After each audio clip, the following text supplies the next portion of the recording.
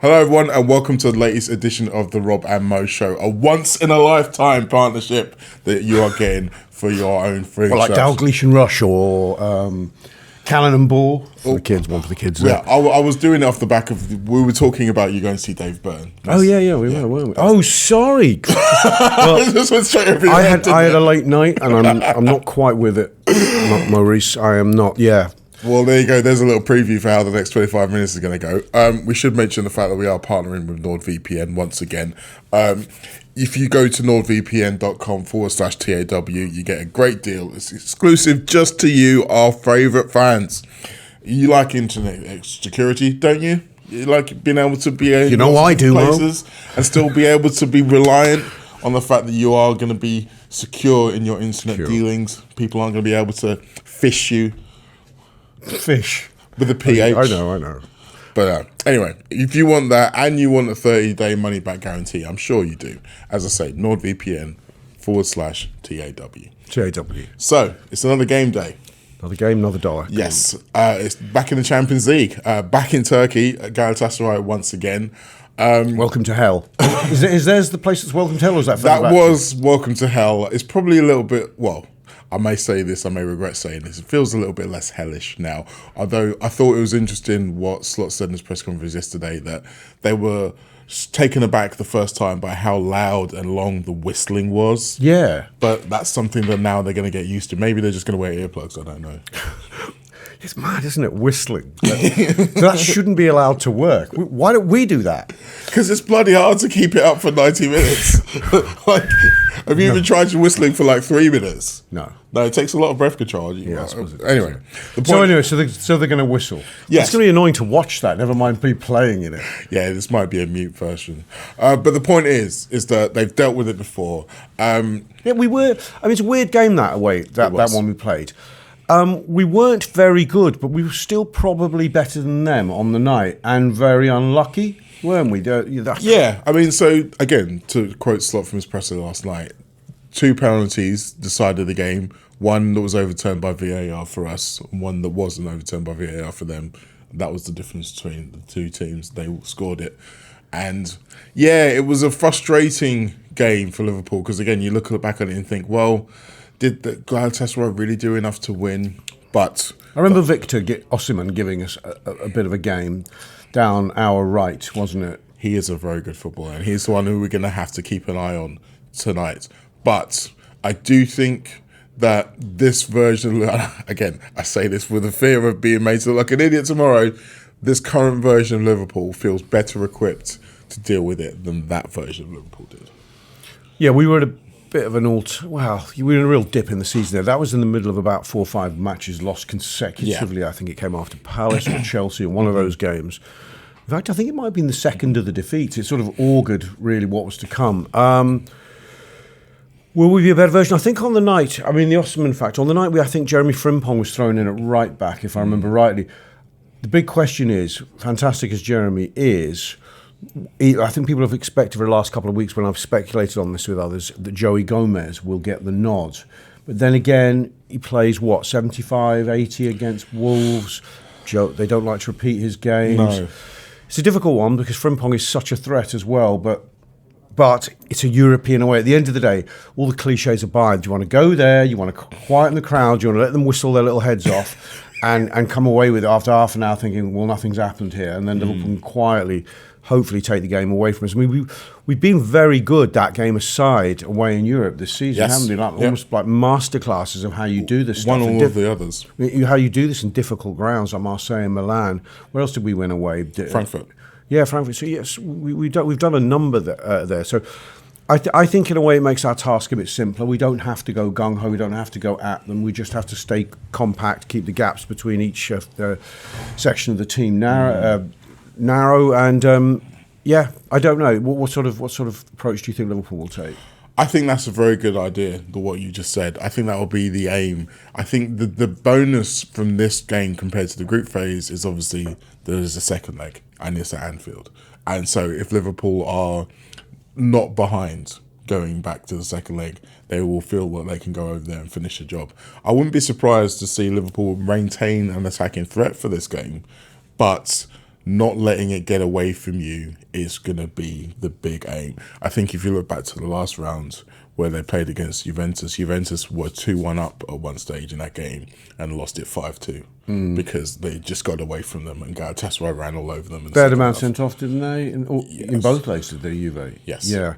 And so... They don't tend to travel that well, do they, Galatasaray? Not as well. I mean... I don't remember offhand what their results were in the previous round, but I mean, they nearly got battered by a 10-man Juventus last. Well, yeah, last they did almost in get it drawn Turin. back.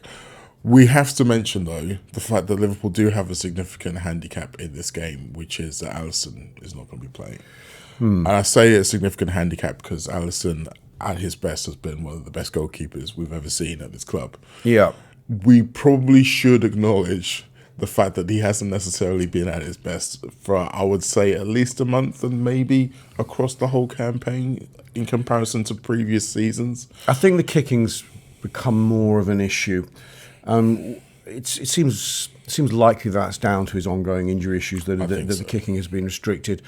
But it's a game where, in the modern game, the keeper is expected to do bits at his feet. You can gloss over it mainly because he's so incredible still in terms of everything else he's able to do. Look, it's one of them. I think it's an occupational hazard being a Liverpool supporter the last few years, knowing that your brilliant best keeper in the world is not going to be available all of a sudden to you. I'm just grateful for two things. One, that the manager doesn't seem to think it's a serious issue and more or less expects him to be back for Spurs, I think, on Sunday. But the other thing is our number 2's a good goalie. Well, I think on the first point, yes, the noises were that this is something that would be a precaution to make sure he's available for Spurs. But we have to acknowledge the fact that he did also say that about Florian Wirtz and then he ended up being out for a bit longer. So we have to wait and see till that actually happens before we can guarantee it.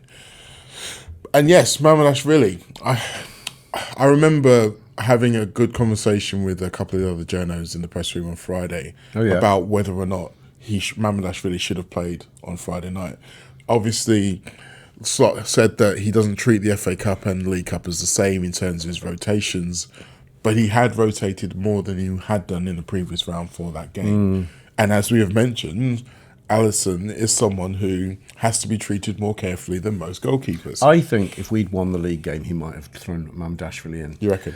I think it's always going to be a little bit of a 50-50 call for a manager when you're further in the competition as to whether you rest your main keeper. But I think he was under pressure, Arne. He's been under pressure all season. Yes, he gets 2 weeks worth of reprieve, and then he's back under severe pressure. And coming out of the defeat to Wolves on the Tuesday night, it was ratcheted up again. I mean, I was calling for his head for the upteenth time this season, so I'm sure I was not really that concerned. You weren't alone. Not that concerned. I wasn't alone. So, but the pressure-ometer on him, the sack-ometer was in the red. Yes. And I think when you're a manager making marginal decisions in those situations, you make the short-term decision, which is just win the next fucking game. I think if we'd beaten Wolves in the league and then gone out in the cup, people would have gone, that's disappointing, but it's one of them. But I think had we followed that league defeat with an FA Cup exit, the world would have fallen on its head. I think there have been a few times this season where Slot has had to be more pragmatic than he would ideally like. And some might say that this is him kind of selfishly trying to take the pressure off of himself and for his job. But I do think it's a reasonable thing to do. Well, in one sense, yes, it is a reasonable thing to do. I also think that by extension, he is trying to take pressure off the whole group. Because he's the one who gets most of it. They're in it together. But when there's pressure on the manager, that translates to pressure on the players. There's no getting away from it. When all of the Arne Slot Slack headlines were at their highest, the players didn't enjoy it. And you could tell that they didn't enjoy it from listening to him in interviews and stuff like that. No, of course they don't. Him trying to make sure that pressure goes off the group in general and himself, as you say, I don't think it's a bad thing. He's vindicated, I think, because the Wolves, in a sense, the outcome of Wolves in the round was as comprehensive as he could have wished for, and the squad could have wished for. in a sense, it was a no win in as much as they're still a poor team and everyone still expected Liverpool to win that time to do it. But Liverpool did it in a certain style, I thought, which and the improvement was clear. The changes were interesting. Everybody it put a bit of a feel-good factor back into the club in a short-term sense, more so than anyone would have predicted. And I think it's really helped the build-up to this game. I do think that, but at the same time, I do think if I'm Arne Slot, I'm extremely frustrated because essentially, if you wanted to ask me what the real big difference between those two Wolves games are, aside from Rio, it's that Liverpool scored the good chance that happened around the 55, 60 minutes chance, and then they scored again, and then that changed the game. Well, the first goal's not a chance, is it? Well, no, but they scored. So it just shows how the fine margins and what enormous amount of luck plays in. Exactly. So the league game, the one where Curtis Jones looks like he's about to chest it in, and then obviously he gets cleared away. Cody love him. Yeah, bless him. By the way, this Galatasaray game, can I just say, I've said it for the last few weeks. This is the biggest game of our season by a mile. Yeah. Right? It is a massive It's a cup final for us. This game. So I would only slightly disagree with you. I think next week is the biggest game. Well, Gerard Houllier always used to say the destiny of 99% of ties is sorted in the first leg, and I don't think it's obviously not literally true. And you see, and obviously we beat Barcelona 4-0, so it bloody well isn't exactly. all the time. There are exceptions, but he says the tone is set. So if you lose 2-0. Somebody's massively in control. The 2-0 winner is in control. If we go there and get a draw, we're in control. The thing means every outcome will put one team in it with a sense of control or not. Yes. That's what he meant by that. Another counter argument to that is literally how Liverpool ended up getting knocked out last year. They won the away leg 1-0 and still went out. Well, yeah. I mean, so it's not a hard and fast rule. No, it's Gerard Houllier, God rest his soul. But I knew what he meant at the time. Our task is to gain a result. People can go, it'd be nice to win. No, just gain a result that puts us in control of that tie. And anything other than defeat is the right result. Yes, I agree. And I think that's what I mean when I say that the second leg is the most important, because this one sets up the next one. And the next one's when you kind of bring it home. But yes, we'll have to hope that Liverpool can bring in their best and bring their best away performance as they have done, as we mentioned, in previous games. It will also be Arne Slot's 100th game in charge.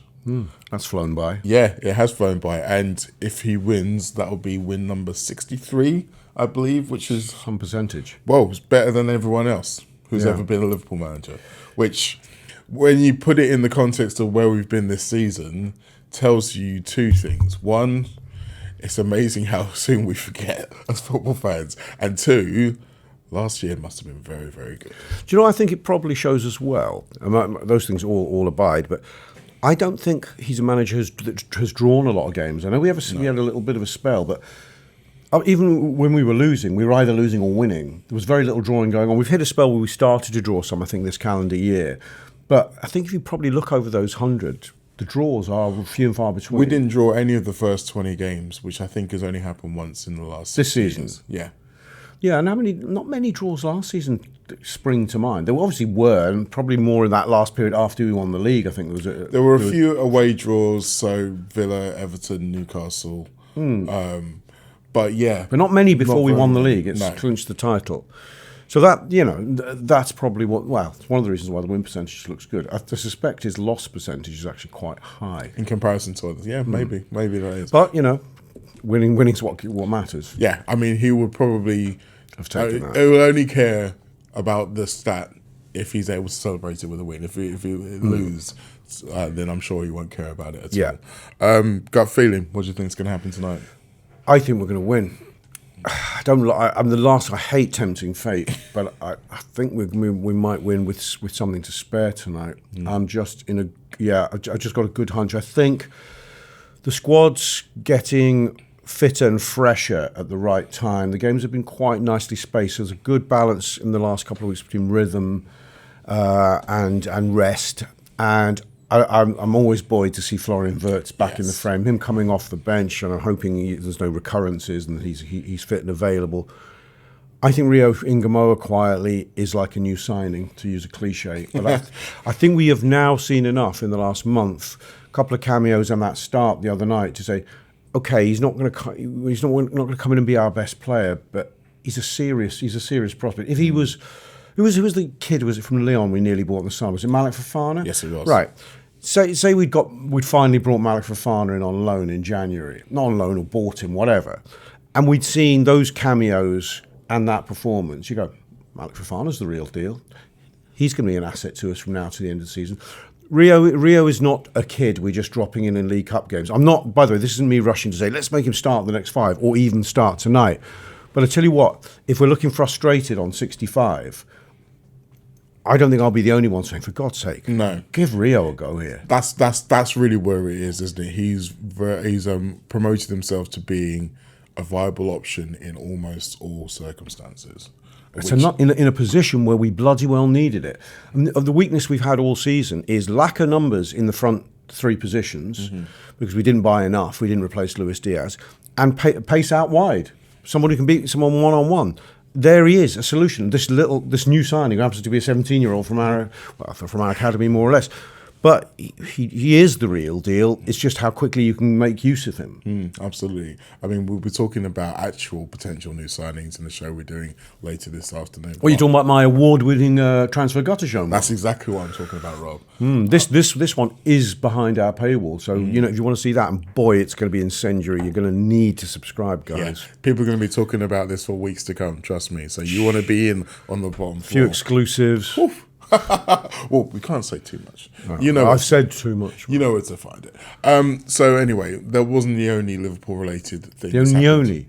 I like that. Was that segue into talking about Trey? Because he needs talking about, by the way. Okay, well, it wasn't intentional. So yeah, that's fine. Let's talk about Trey.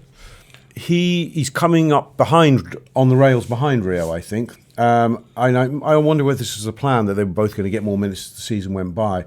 Nearly got his goal, didn't he, the other day when he came on? Looked quietly confident when he came on against Wolves as well. I thought he was fantastic when he came on against Wolves. Again, you're not seeing any opportunities for him to start anytime soon, but you are seeing him getting minutes, and he could cause, and his presence could cause trouble at Mill in terms of contract renewals with Curtis and McAllister, but we'll talk about that soon. I thought when McAllister came off in that Wolves game, it looked like he'd been through a ringer. He looked like he'd been through some battles. And he does get ruddy-faced, though, Matty, quite easily. He does. But I feel like we've seen a lot of that this season. And even if it's a case of Trey can be there to stop him getting absolutely ragged. Yeah. So even if it's like bringing him on 76s rather than on 84s and just giving him like a little bit more time and more time and more time, I'd be very interested in that. It was interesting for me when I asked Andrew Robertson about Rio after the game. He very much pointedly said Rio and Trey. Yeah. He said those two are really impressing in training. And when you see them around the building, they are pretty much inseparable. They are a pair. So that's nice. Yeah, it's good. Do you know what I think's fascinating tonight about his selection, and he's got a bit of a dilemma, is this, if I'm right in remembering correctly, his successes away in Europe this season have been where he's put together numbers in midfield. Almost 4-4-2, 4-box-2 formations. Now, recent good performances have been with Florian Wirtz as a 10 behind a 3, so it's effectively been 4-2-4 if you want to be, which means now if he's to do that, there's only 2 places to be shared between Dominic Szoboszlai, Gravenberch, Curtis Jones, and McAllister, which will never mind Trey Naoni. So it's perm 2 from 5 if he wants to put Florian back in that position. I wonder whether he might. Do you think he might hedge his bets and put Florian on the bench? Well, and just to bulk up the numbers in midfield. I don't see him playing 4-2-4. Well, that variation. No, I think 4-2-4 would be quite adventurous for this game. What I wouldn't rule out is potentially seeing a midfielder in the defensive line if he wants to get his fourth midfielder. If he wants to get his fourth midfielder in, we know he loves doing it. That's a shout. I mean, given that he doesn't want Joe Gomez to repeat a game ideally, given that you want to be a bit more secure than having the free-running Frimpong. So that could happen, but that still doesn't change the decision as to whether do you play Wirtz in a front three or do you drop him back into midfield. That is the dilemma I'm talking about. Well, I mean, it allows you to then play Wirtz as the third midfielder if you've got two behind him and a third who can join. And the Trent role is an inverted. Yeah, I mean, I know that people are going to be screaming at their screen when I talk about this as a viable option. But the point is that the two right-back defensive options are still not quite 100% fit. They're still both very fragile in terms of their fitness. So I can understand if he wants to go into that route. But, yeah. I think there's an Osimhen-shaped problem, which we started the show with, and it's how he thinks that's dealt with. I mean, Osimhen's not playing wide left, is he? But he's... Who will play wide of him, do we know? Maybe Leroy Sané. Yeah, that's quite a lot of sort of pace and power down that side. In an ideal world, I'd want Joe Gomez there every day of the week. I think so. Like, if I was picking, that's who I would pick. But we have. We're not seeing them training. We're not seeing the fitness numbers. You did talk about what Szoboszlai gives in that right back position, which no one I'd heard say anything like this all season. It's not just that he's a competent deputy in that position. He gives us an 80-yard out ball, a switch. Yeah. Trent-like switcher play, which you say Jeremy Frimpong, for all his skills, doesn't give you that. He'll gain yards up the pitch, but he doesn't give you the switch. No, the only thing that I get nervous about watching Szoboszlai play right back is that he does have to sprint back into position because he does want to be a midfielder. Yeah. He does get into midfield positions. He isn't going to be diligently following a left winger wherever he goes. I think Galatasaray wants Szoboszlai at right back. Yeah. And that's the tell. Exactly. Anyway, that wasn't the only Liverpool-related thing that happened last night. The FA Cup is still a thing. Liverpool are in the draw, and you could make a strong argument to say that they got the toughest possible draw away against Manchester City. Ask me what I think is going to happen in that game. What do you think is going to happen in that game, Rob? I've just got a real good feeling we're going to go there and win. Really? Yep. Don't know why. It's not logical. I'm glad you pointed that out. Just feel it's a kind of wild card game that both sides will be sort of think, do we need this in our lives?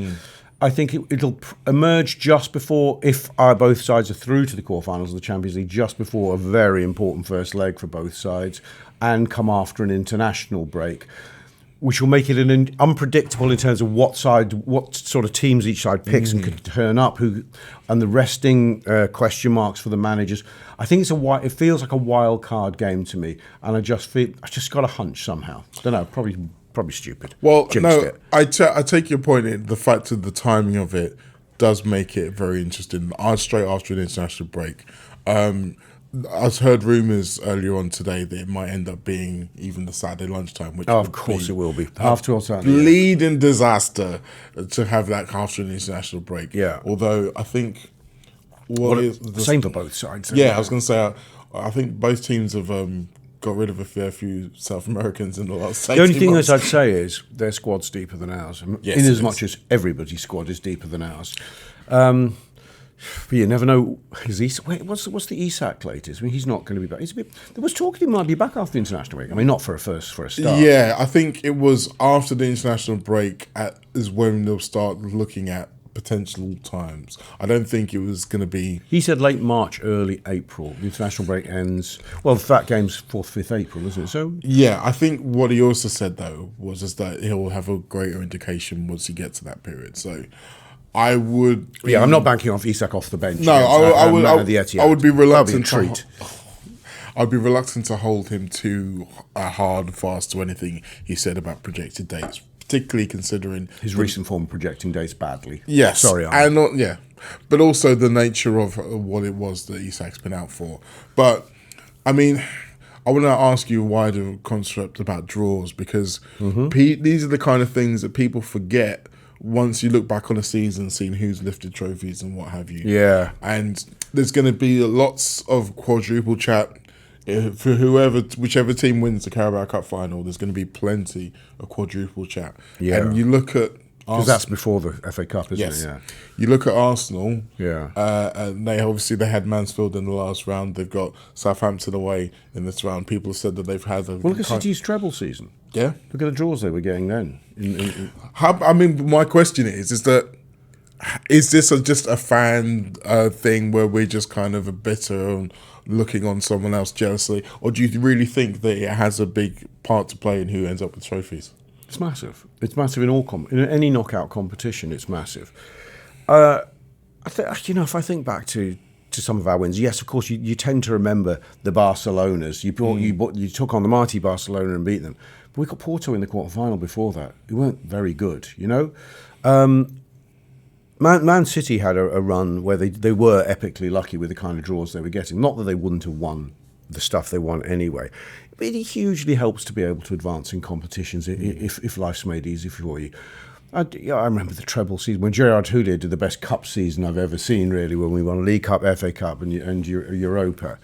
But the draws were at times pretty darn favourable. I mean, even down to the final, we got Alaves. Yeah, I'm pretty sure we had Man City in the quarter-final that year as well, didn't we? Yeah, not this Man City. No. But that was about the hardest we had, I think, that year.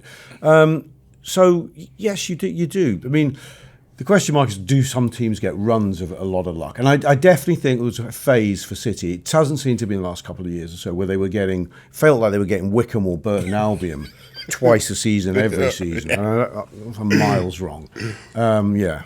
Well, they've already had the Salford City in the FA Cup, so they got that one out of the way. They got out of the system. But yeah, they're going to obviously have to outtake the mighty Liverpool if they're going to want to lift this particular trophy. I don't know yet how I feel about what that game will bring. I think I want to get closer to it before I make any hard and fast decisions. One thing I would say, though, for all of you out there who are cursing this draw, so far, every round that's featured Premier League teams has seen at least one Premier League team knocked out by lower league opposition. And we're the lower league opposition here. No! Oh, I see, sorry. You're referring that. So, obviously, in the third round, it was Macclesfield and Palace. Yeah. Then in the fourth round, it was Mansfield over Burnley. Then in the last round, it was Port Vale over Sunderland. So, if you're a Premier League team who are playing a lower league team, like Arsenal or like Chelsea, then history dictates that there's a chance that one of them two might get knocked out in this round. Well, there'll be two bums in the semi-final draw, won't there? Is that right? Well, Leeds against West Ham is the other quarter-final. Yeah, sorry, it's the other quarter-final, yeah. So it's Leeds-West Ham. What was the other one? Well, so it could be Arsenal, Chelsea, one of us. And Leeds. Okay, so there's one soft draw, potentially. And as you say, in the very unlikely event of Southampton knocking Arsenal out. Let's be serious. Hey, it's the magic of the hope springs eternal. Magic of the Do you know what my dream is? As I was walking in today, I thought, we could be. There's very few things aside from literally winning the Champions League, which is very difficult to do, which could make this a special good season. But knocking City and Arsenal out of cup competitions would be good, not just for the spite factor, because if we could knock. I mean, it'd be lovely to knock Arsenal out in the final of the Champions League, but if we could beat those teams between now and the end of the season, and that's a massive ask, obviously, because they're good teams. I think we could end the season with a sense of. We might just be going to next season one of the three title contenders. There's no reason to not think of ourselves like that. It would help us sort of rehabilitate our sense of our own worth and status and profile in the game and the way we're viewed in Europe. They're two big scalps. I would like to take their scalps before the season's out. Yeah. Because we don't have them in the league, but we could have them both in the cups. Sign me up for that. And by the way, if Liverpool players, if you are watching, leave the Panenkas at home, please. I beg of you. Okay, that'll do us for now. Rob, thank you. And thank you all of you. We'll see you again soon.